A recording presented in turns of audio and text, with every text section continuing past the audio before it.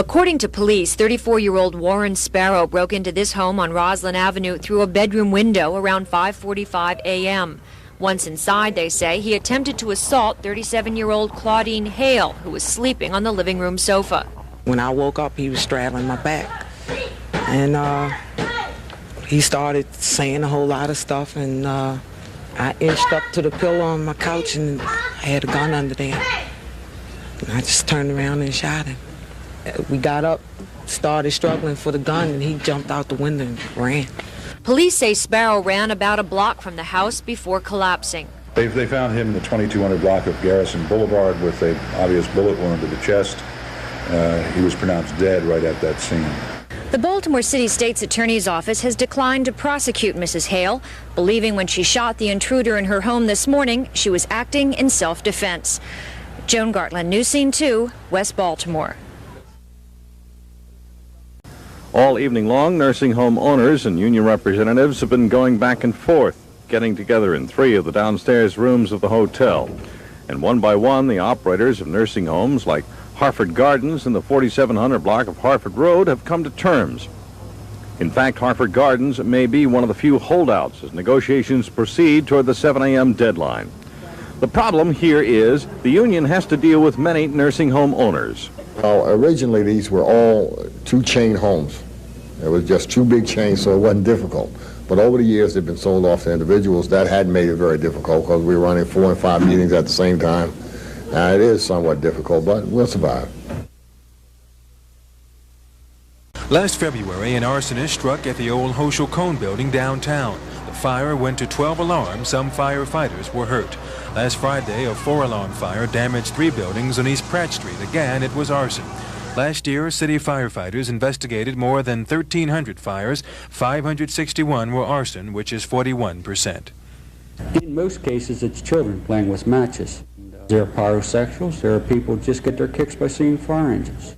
A pyrosexual is a person who can relieve his sexual inhibitions by setting a fire. Some people are, trying to get back at a neighbor, maybe set their house on fire.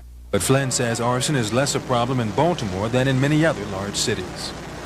Most larger cities in the northeast section of the United States have an arson for profit problem, which we do not have in Baltimore. Maybe in the early 70s or mid-70s we did have a problem with a lot of vacant buildings, probably water being burned just to get the insurance. Flynn says arson for profit has been cut by increased cooperation between firefighters, police, and the state's attorney.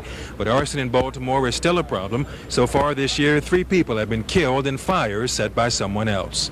Kevin Brown, News Scene 2, Fire Headquarters.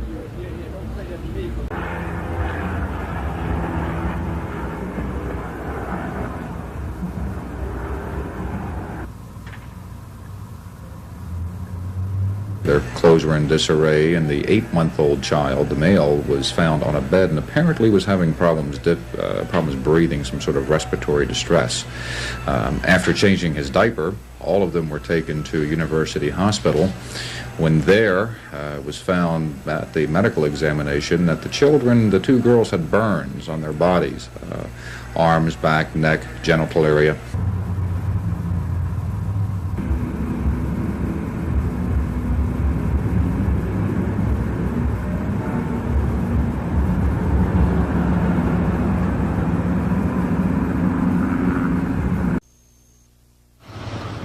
Get the shotgun, or don't worry about it.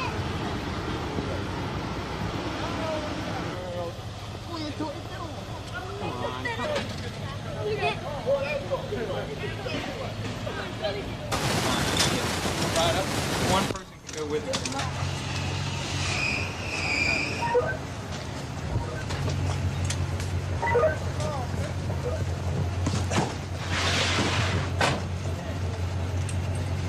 Locate the fence.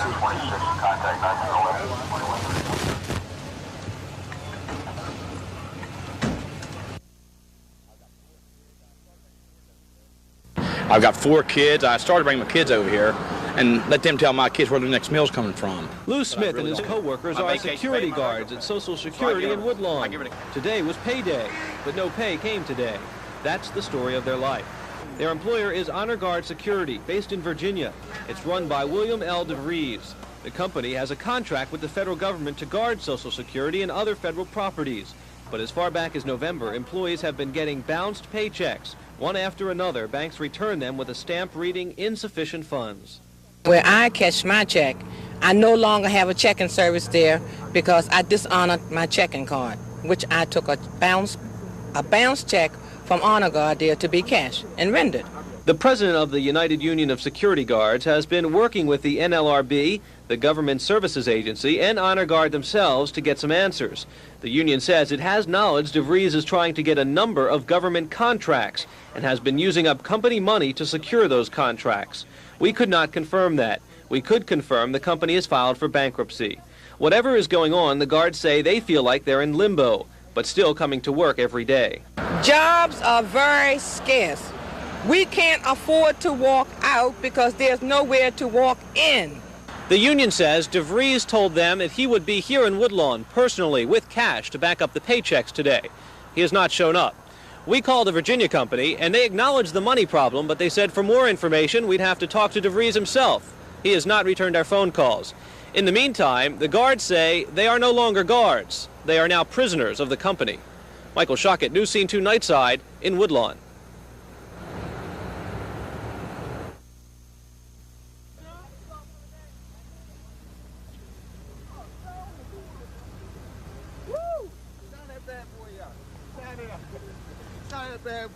Baltimore is a unique city. We all know it's diverse and it's rich.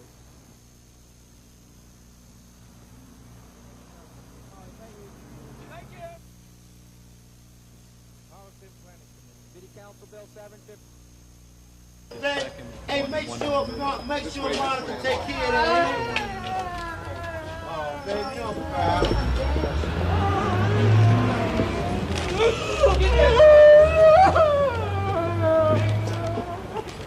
Get that camera fuck away from me.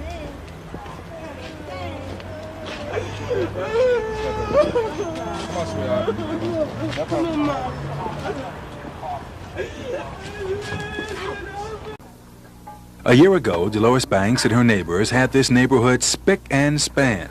They got the award for the best neighborhood cleanup in Baltimore. Now, a year later, they're back, and this alley is filthy once again. These volunteers blame the people who live in this block. Trash bag bus, they don't clean it up if they know it's theirs. They leave it. They say it's not in front of my door, so who cares? No, senior citizens, we're going to help. Disabled, we're going to help. But these people that is able, they need to get out here and clean up this mess themselves.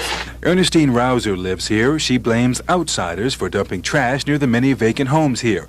But regardless of who's at fault, she says she'll pitch in. You think you might give them a hand? Sure. Yes, I am. My two sons get ready to come home from school. We all going to get out here. Mrs. Rouser's main concern is the big rats that live in the trash, and those rats are on everyone's mind. Cleaning this mess is not an easy job. Hard work. Filthy.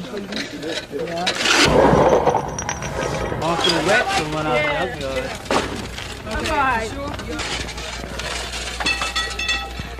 Today, we got about 30-some people out here. And tomorrow, I want to see 100. The next day, I want to see more. This is their community. I live here, and I'm not going to live like this. I'm just not going to do it. And I hope other people feel that way. Kevin Brown, News Scene 2, East Baltimore.